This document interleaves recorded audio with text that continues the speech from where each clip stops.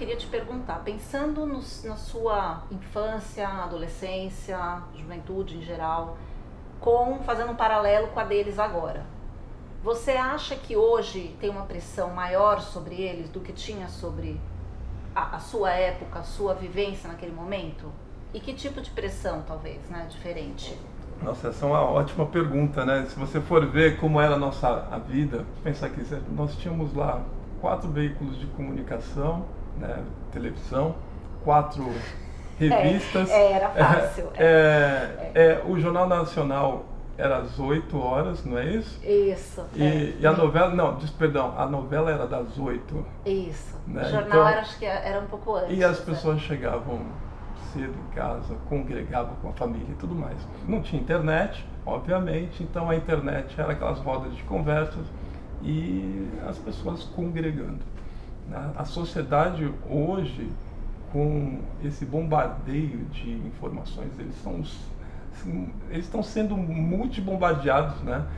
Com informações que a gente não percebe, seja no telefone celular, seja na televisão, seja quando você sai, seja a notícia, né? Então hoje notícia boa, notícia ruim a gente sabe na hora. Então dentro deste contexto a pressão é muito maior, né? Tenho a impressão de que as coisas são muito mais superficiais e mais abrangentes, né? Então a gente tem um leque muito maior de coisas de uma forma mais superficiais, né? Se é melhor ou pior, eu não sei, mas é o momento, né? A gente precisa viver, como se a gente está dentro do trem, a gente precisa tá andando, conviver como as coisas estão. Mas eu diria para você que se fosse possível resgatar momentos, né, familiares, né, aquela roda, né, que o pai ficava conversando, né, ou todo mundo ficava lá falando de causos, né, então sou nostálgico. E isso tem um impacto também com a vida, né, das pessoas, né, então as relações hoje eu tenho a impressão que são muito mais superficiais, né, em relação ao passado, né, antigamente as pessoas, elas estavam muito mais próximas, né. Veja o nosso exemplo, né, estamos aqui. Por que nós estamos aqui? Eu acho que nós estamos aqui porque os nossos filhos se conhecem desde pequenos. Porque a gente tinha que acompanhar nas coisas e tinha que participar mais. Porque se você pensar em quem você conhece, né, de comunidade escolar, depois de uma certa idade, já tem menos participação porque eles são mais independentes. Sim, é então verdade. você para de ter essa convivência e essa proximidade. É verdade, é verdade. Mas é interessante esses vínculos que a gente tem com os filhos, né? E essa questão também de participação é um ponto muito importante, né? Como é que a gente, como pais, a gente pode ajudá-los a estar inserido nesse contexto, né? De assumir o ownership, né? A propriedade da sua vida, né? Sem, contudo, e ter o nosso apoio, né? Sem que a gente interfira, falando, olha, faz isso, faz aquilo. Eu tenho essa preocupação e às vezes eu me pego, né, me metendo em coisas que talvez eu não deveria, mas faz parte, inclusive, da educação pregressa sem dúvida, brigando com a que eu acredito que seja, né? Então, nós sempre encorajamos os meninos, por exemplo, né, os meninos em casa, eu nunca fiquei lá cobrando lição deles, né, o que eles têm que fazer, se ele está tirando nota boa ou ruim, né? Mas a gente sempre falou de onde que ele quer chegar, né, ou como é que ele quer ser visto, e aí nesse caso eu acredito que dá uma amplitude maior ao foco, né?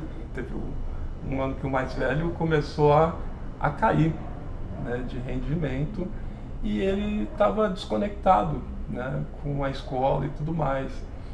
E aí foi interessante, né, uma descoberta, né, dizer para ele, falar, olha, cara, esse pessoal todo aí, eles não estão acreditando em você, né? E aí, né, vamos mostrar para eles que você pode fazer, né? E aí ele foi lá e fez, né? Então a média dele subiu absurdamente só com essa questão de empoderamento, né? Você costuma, ou você acha que isso costuma ser falado entre os pais, esse tipo de coisa, ou não? Não, e até assim, eu não culpo os pais, né? Porque, vamos pensar, a gente... Eu não sei se eu posso entrar num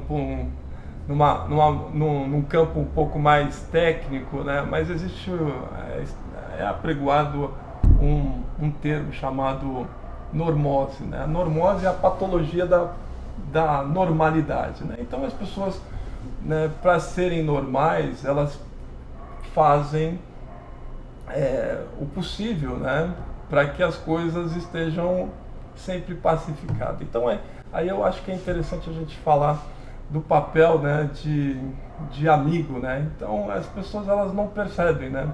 Mas às vezes, né, trabalham e aí tem bate aquela dissonância cognitiva, né? Fala assim, puxa, meu filho tá lá e tal. Aí o filho começa a chorar e ele vai lá e fala assim, poxa, eu quero comer doce à meia-noite. Ah, tá bom, filho, tudo bem, né? Ah, se eu quero fazer isso, quero fazer aquilo. E eles não percebem que essas concessões, elas estão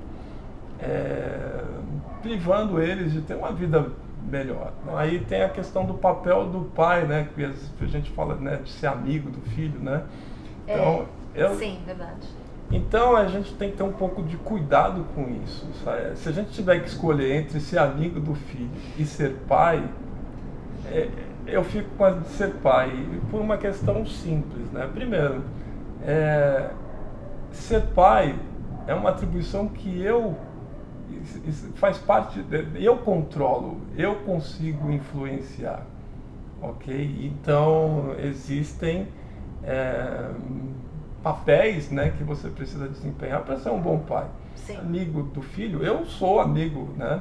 Mas ele ser meu amigo, os meus filhos serem meus amigos, isso é uma escolha deles, concorda? Então, muitas vezes, né, no afã dos pais quererem ser amigos, né, dos filhos, goste de mim, por favor, né? Sim. E aí você faz tudo, você pode cair numa armadilha muito grande, que é perder o respeito dos filhos, né? Então imagina quando ele chegar lá no final, né, aos seus 18 anos, e ele diz, pô, mas você não me ajudava, você não me cobrava, você não fazia isso, você não fazia aquilo e tudo mais, né? Ah, eu tô com cárie na boca, e aí falava do doce lá, e falava assim, pô, você podia ter me falado. Então, nesse contexto, né, você não vai ter o respeito dos filhos e também não vai ser amigo, porque normalmente nós não somos amigos de quem nós não respeitamos, entendeu?